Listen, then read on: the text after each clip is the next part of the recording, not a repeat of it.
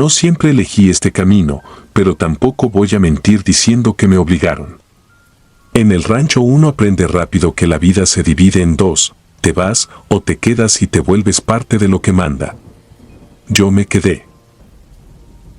Para el 2018 ya llevaba años trabajando como sicario en la Sierra de Durango. No era el mejor, pero tampoco el peor. Tenía algo que los demás no: suerte. Una suerte rara, incómoda, como si alguien me empujara fuera del peligro un segundo antes de que todo se fuera al infierno. Al principio pensé que era instinto. Después entendí que no.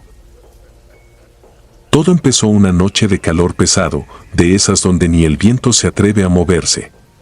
Íbamos en caravana por una brecha cuando uno de los muchachos pidió parar para orinar. Yo también bajé, más por costumbre que por necesidad. A unos metros del camino vi algo que no encajaba: un altar improvisado, hecho con piedras negras, veladoras consumidas y una figura femenina tallada en madera, cubierta de cera derretida. No era la Santa Muerte como las que había visto antes. Esta tenía algo distinto. Más antiguo. No sé por qué me acerqué. Nadie más lo hizo. Sentí una presión en el pecho, como cuando sabes que estás a punto de hacer algo que no tiene vuelta atrás. Aún así, saqué un billete arrugado, lo dejé frente a la figura y murmuré algo que ni recuerdo bien. Algo sobre protección, sobre seguir vivo. Esa noche nos emboscaron. Las balas empezaron a caer sin aviso, reventando el monte. Todo fue rápido, desordenado. Yo iba en la parte trasera de la camioneta y, sin razón, me tiré al suelo justo antes de que una ráfaga atravesara el lugar donde segundos antes estaba mi cabeza. 3 murieron. Yo no. Ahí empezó todo. Los días siguientes fueron iguales: ataques, ajustes, movimientos. Y siempre, algo me salvaba. Una corazonada, un paso hacia atrás, una orden de último momento. Los demás comenzaron a notarlo. Decían que yo tenía la bendición, que alguien allá arriba me cuidaba. Pero no era allá arriba. Lo confirmé una semana después. Nos dieron descanso y bajamos al pueblo a tomar. El alcohol corría como siempre, la música alta, el ambiente pesado. Ya era de madrugada cuando la vi. No estaba con nosotros, no reía como las demás. Solo estaba ahí, observando. Era una mujer de unos 30 y tantos, piel pálida, ojos oscuros que no parpadeaban lo suficiente. No puedo explicarlo, pero desde que la vi sentí que ya la conocía. Se acercó directo a mí. No preguntó, no dudó. Solo me dijo que la acompañara. No hubo palabras de más. Me llevó al baño del lugar. El ruido de afuera se apagó como si hubiéramos cruzado a otro sitio. El aire cambió. Se volvió frío, denso, como si respirarlo costara trabajo. Cuando la toqué, su piel no tenía calor. No era normal. Levanté la mirada y sus ojos ya no eran los mismos. Había algo muerto ahí, algo que no pertenecía a este mundo. Su rostro empezó a deformarse, como si debajo de su piel hubiera otra cosa intentando salir. Quise apartarme, pero no pude. Entonces habló, y su voz no venía solo de su boca. Tú pediste protección. No fue una pregunta. Fue una afirmación. Sentí que algo me apretaba por dentro, como si me estuvieran vaciando poco a poco. No fue dolor, fue peor. Fue la sensación de perder algo que no sabía que tenía. No sé cuánto duró. Tal vez segundos, tal vez horas. Cuando todo terminó, me dejó caer al suelo. Desperté tirado, con la cabeza dándome vueltas y el cuerpo débil, como si hubiera corrido días enteros sin parar. Uno de mis compañeros me encontró y juró que parecía muerto. Pero no lo estaba. Desde entonces, todo cambió. Las balas seguían sin tocarme. Los operativos donde yo participaba terminaban bien, para mí. Incluso cuando todo salía mal, algo me sacaba justo a tiempo. Pero también empecé a notar otras cosas. Sombras donde no debía haberlas. Reflejos que no eran míos. Y, algunas noches, cuando el silencio se hacía demasiado pesado, sentía que alguien respiraba cerca de mí. No la volví a ver como esa noche. No de frente. Pero sé que sigue conmigo. Porque cada vez que me salvo, cada vez que algo inexplicable me mantiene con vida, también siento como algo dentro de mí se hace más pequeño. Más vacío. Hace unos meses, en medio de un enfrentamiento, uno de los nuevos cayó a mi lado. Estaba desangrándose, con los ojos abiertos, suplicando ayuda sin decir palabra. Lo miré, y por un segundo vi mi reflejo en sus ojos. Pero no era yo. Era ella. Sonriendo. Ahí entendí todo. No me está protegiendo. Me está conservando. Como quien guarda algo, para después. Y últimamente he sentido que ya no falta mucho.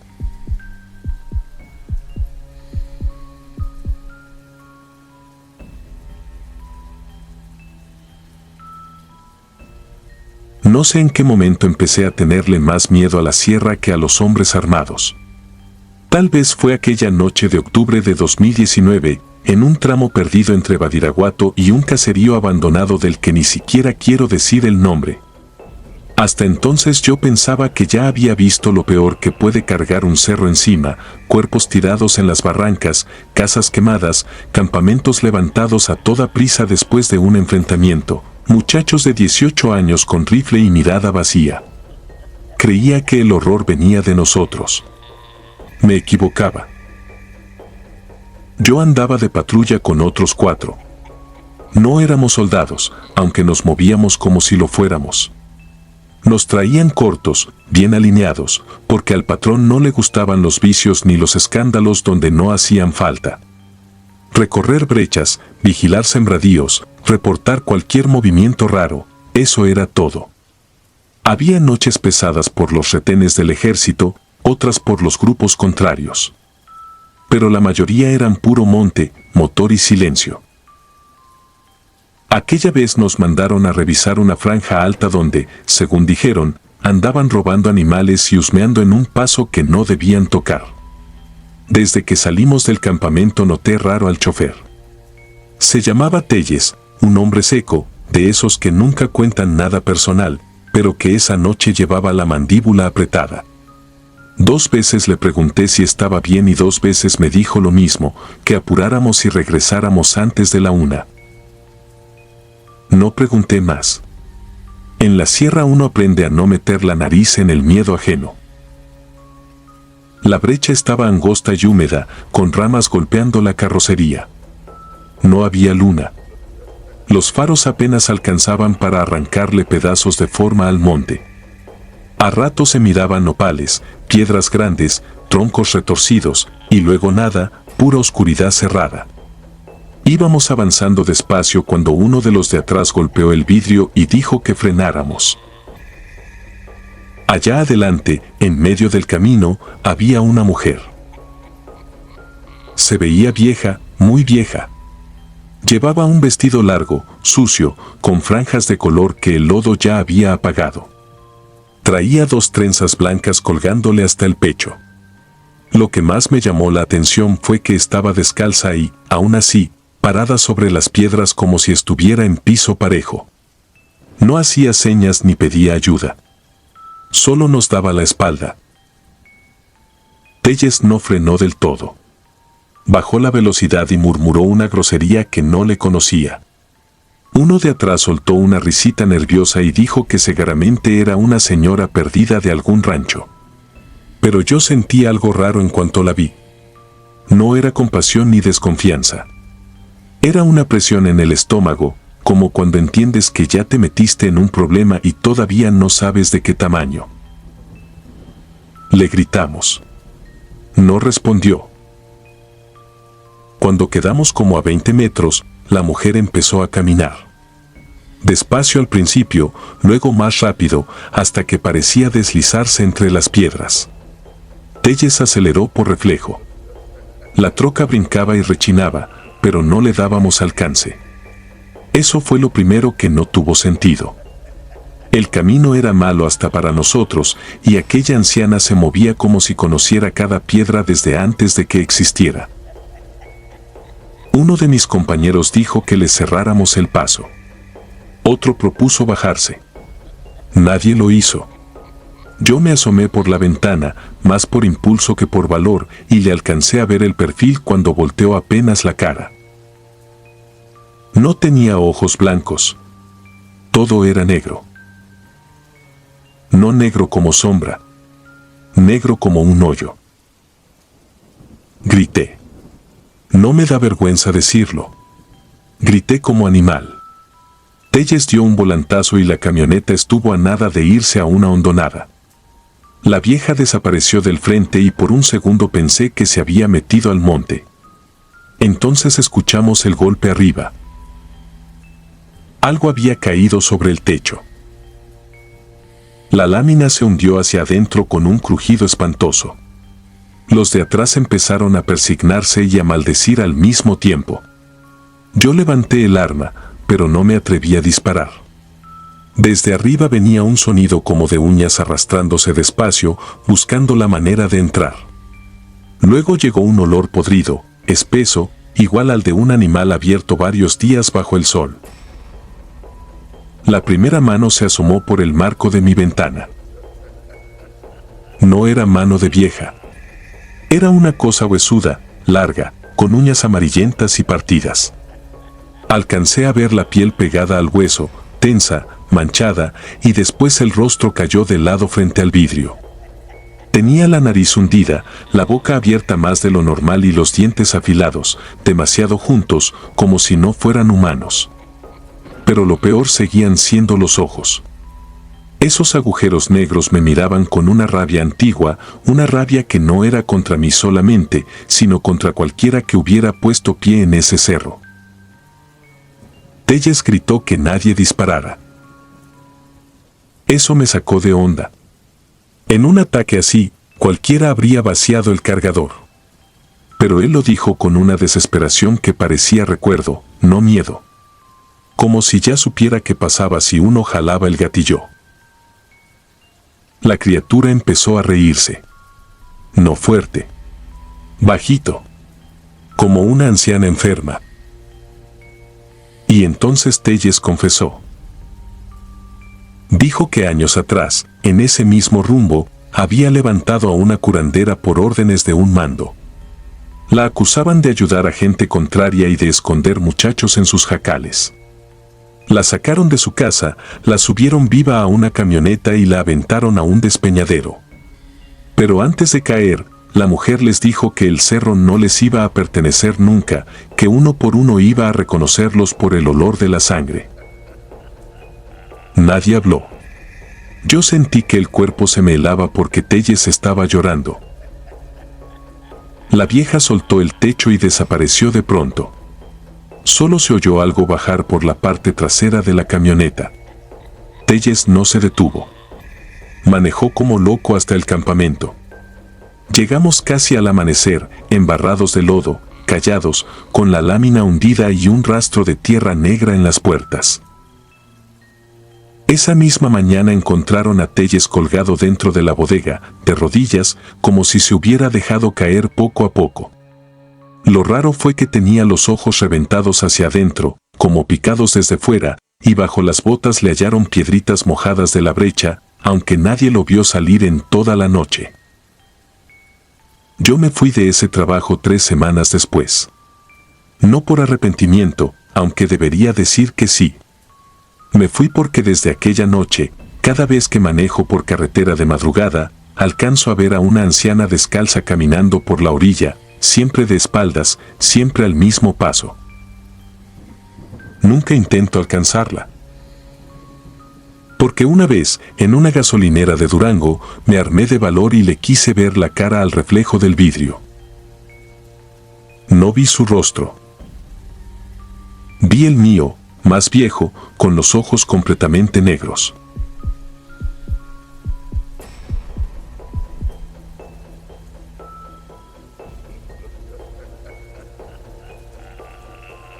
No me enorgullece contar esto. Durante años me convencí de que lo que hacía era trabajo, nada más, una manera sucia de ganarme la vida en una región donde la ley servía de adorno y donde uno aprendía muy joven que el miedo ajeno también daba de comer. Yo era de los que seguían órdenes, de los que subían y bajaban brechas de madrugada, de los que vigilaban casas, movían gente y, cuando tocaba, desaparecían problemas. Tenía mis reglas, pocas, pero para mí significaban algo: no tocar niños, no meterme con mujeres, no hacer sufrir de más a un viejo. En ese ambiente, eso casi parecía tener principios. Lo que me pasó ocurrió en 2017, en la sierra entre Durango y Sinaloa, cerca de un poblado tan pequeño que ni nombre vale la pena decir. Nos mandaron por un hombre al que acusaban de haber entregado información. Según el patrón, por su culpa habían caído 2 cargamentos y 3 muchachos. Mi trabajo era simple: confirmar que el objetivo seguía ahí y avisar el mejor momento para levantarlo. Nada heroico. Nada distinto a otras veces. Me instalé 2 noches en una casa abandonada sobre una loma, desde donde se veía el patio del objetivo. Era una vivienda humilde, con gallinero, techo de lámina y una luz amarilla siempre prendida en el corredor. Lo primero raro fue el silencio. Ni perros. Ni radios. Ni música. En esos pueblos siempre se oye algo, aunque sea un ventilador viejo o gente hablando quedito. Ahí no. Era como estar mirando una fotografía. La primera noche vi salir al hombre cerca de las 11. No estaba solo. En la silla mecedora del corredor había un anciano flaco, muy derecho, vestido completamente de negro. No fumaba, no se movía, no hacía nada, solo estaba sentado, mirando hacia el cerro, como si ya supiera que yo estaba ahí. Pensé que sería algún familiar. Lo raro fue que el objetivo, un tipo de 40 y tantos, fornido, de bigote ralo, al pasar junto a él ni siquiera volteó a verlo. Como si no existiera. La segunda noche el anciano seguía en la misma silla, con la misma postura. Ni un cambio. Recuerdo que me dio coraje sentir nervios por una tontería así. Saqué mis binoculares y lo enfoqué mejor. Tenía la piel grisácea, los pómulos muy marcados y los ojos hundidos, demasiado oscuros. No pude verle las manos porque las llevaba cubiertas con una cobija negra sobre las piernas. En un momento el objetivo salió a tirar agua al patio. El anciano giró despacio la cabeza y miró directo hacia donde yo estaba escondido. No a la loma. No al monte. A mí.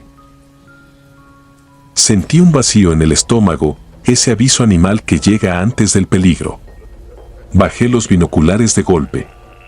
Cuando volví a mirar, la silla estaba vacía. No escuché pasos detrás de mí. No tronó una tabla. No rechinó la puerta. Solo de pronto tuve la certeza de que ya no estaba solo en aquel cuarto en ruinas. Me di la vuelta con la pistola en la mano y vi al anciano parado a menos de 2 metros, entero, inmóvil, sin respirar siquiera.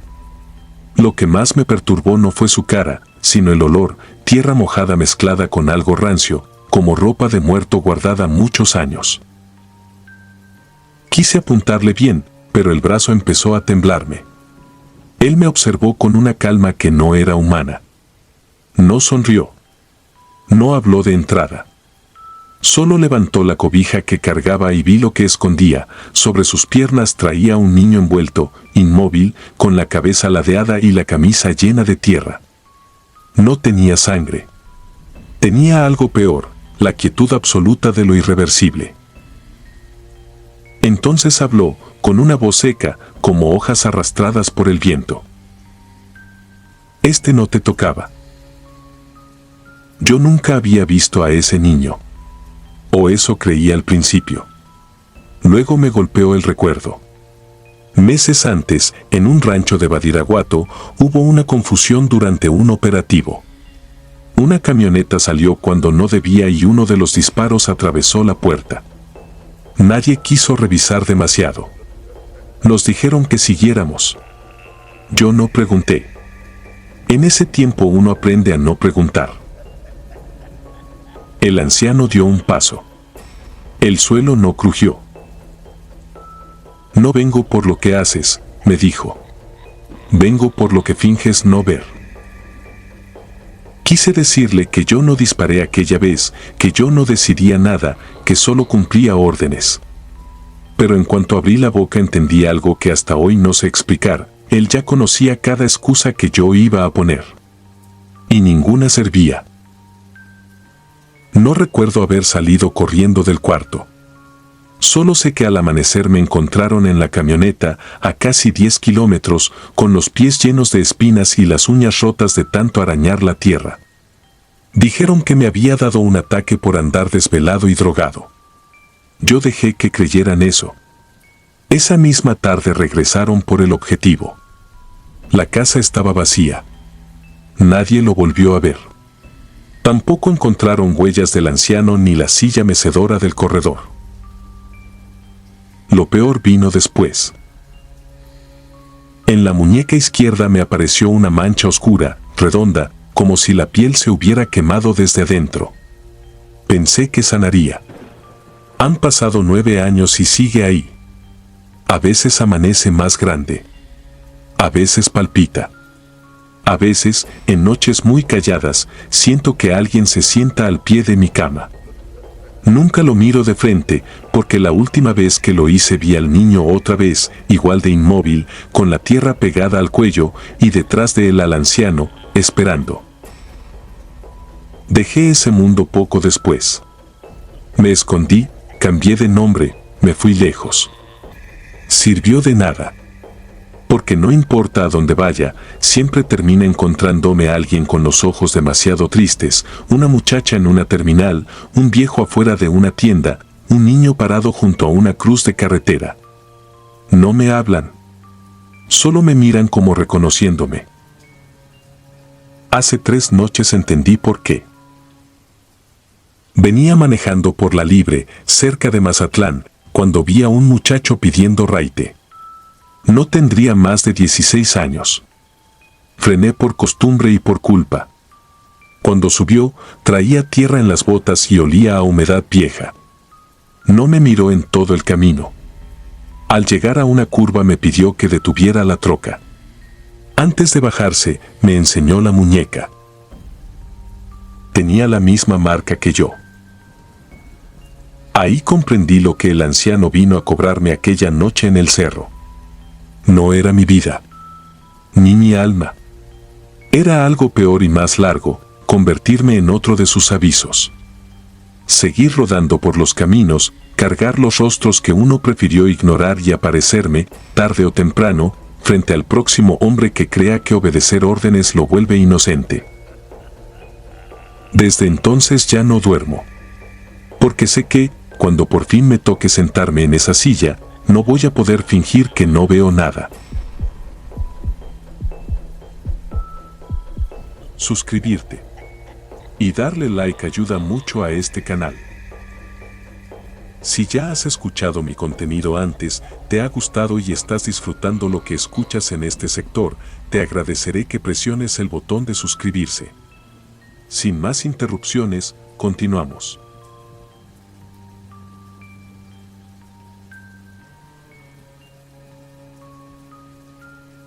Yo no era de los que se espantaban fácil. En este jale, si brincas por cualquier ruido, no duras ni un mes. Aprendes a dormir poco, a comer con el rifle entre las piernas y a no voltear cuando escuchas que alguien anda rezando en voz baja a medianoche. Cada quien se protege como puede. Unos cargan escapularios, otros estampitas, otros se encomiendan a santos que jamás pisarían un lugar como en el que nosotros nos movíamos. Lo que me pasó fue en 2019, por la Sierra de Durango, en una brecha vieja que conectaba dos ranchos abandonados que usábamos como puntos de paso. Nos habían mandado a vigilar porque en los días anteriores se habían perdido dos camionetas con gente nuestra. No hallaron los cuerpos, no hallaron los casquillos, no hallaron nada. Y eso era lo que más inquietaba. Cuando hay una emboscada, quedan huellas. Cuando hay un levantón, quedan restos. Pero allá no había quedado nada, como si la tierra se los hubiera tragado. Íbamos 5 esa noche. El güero manejaba. A su lado iba Temo, que era el más joven y el más hablador, aunque esa madrugada venía callado. Atrás íbamos el Charras, otro muchacho al que apodaban el Flaco, y yo. La luna estaba tapada y el camino apenas se dejaba ver con las luces. A ratos la niebla se amontonaba entre los pinos como humo detenido. No era normal ver neblina tan espesa en ese tramo, menos en secas. Antes de salir, el patrón nos hizo algo raro. Nos formó afuera de una bodega, sacó una bolsa de manta y nos dio a cada uno una pequeña cruz hecha con cal endurecida. Dijo que nadie se la quitara del cuello, pasara lo que pasara. No explicó por qué. Nomás repitió que no la soltáramos. Yo me la guardé bajo la camisa y no pregunté nada. En ese ambiente uno aprende que ciertas órdenes no se cuestionan. Al principio el recorrido fue limpio. Ni retenes, ni luces a lo lejos, ni radios interceptados. Solo monte, piedra y silencio. Pero como a la 1:30 de la mañana empezamos a escuchar campanas. Muy lejos primero, casi como si las trajera el aire. Después más claras. 3 toques. Siempre 3. Y luego silencio otra vez. El güero bajó la velocidad. Nadie dijo nada, pero todos lo habíamos escuchado. Por esa zona no había iglesia desde hacía años. La única capilla que existió en esos rumbos se quemó en los 90, cuando una lumbre agarró monte y alcanzó el caserío de San Marcial. Eso lo sabía porque mi abuelo era de cerca y me lo contó una vez. También me dijo otra cosa que nunca olvidé, que a los muertos de San Marcial no les hicieron entierro bueno, porque el fuego los agarró encerrados.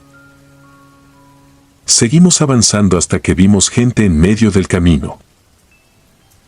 Eran 4 figuras quietas, paradas una al lado de la otra. No se movían ni para cubrirse de las luces. El güero frenó tan seco que el Flaco se golpeó con el asiento de enfrente. Temo les gritó que se apartaran. Nadie respondió. Yo alcancé a notar que no estaban vestidos como gente del monte. Traían ropa antigua, oscura, como de luto viejo. Y algo en la postura me heló la sangre, no parecían personas esperando, parecían personas puestas ahí. El Charras cortó cartucho. En cuanto abrió la puerta, las campanas sonaron otra vez, ahora mucho más cerca. 3 golpes. Y entonces las 4 figuras caminaron hacia nosotros al mismo tiempo, despacio, sin apuro, arrastrando los pies sobre la terracería. El güero quiso arrancar, pero la camioneta no respondió. El motor rugía ahogado, como si alguien le tapara la garganta. Temo empezó a rezar. Fue la primera vez que lo oí rezar. Las figuras siguieron acercándose y ahí vimos sus caras. No estaban deshechas ni ensangrentadas como en las historias exageradas. Eso habría sido más fácil de entender. No. Sus caras estaban cubiertas de una costra blanca, como polvo pegado a la piel mojada. Cal. Tenían los ojos abiertos, hundidos, y la boca sellada por la misma pasta blanquecina. El flaco quiso brincar por un lado, pero apenas puso un pie afuera soltó un grito horrible. Cayó de rodillas, manoteándose el pecho. Cuando lo agarré de la camisa sentí que algo colgaba de su cuello. Era la cruz de cal, partida en dos. Hasta ese instante entendí que aquello no era protección. Era aviso. Las 4 figuras llegaron a la troca y se quedaron mirando hacia adentro. No hacían ruido. No respiraban. No parpadeaban. Yo no podía apartar la vista de una mujer que traía cargando algo envuelto en manta, como si llevara un niño. La tela estaba chamuscada por las orillas.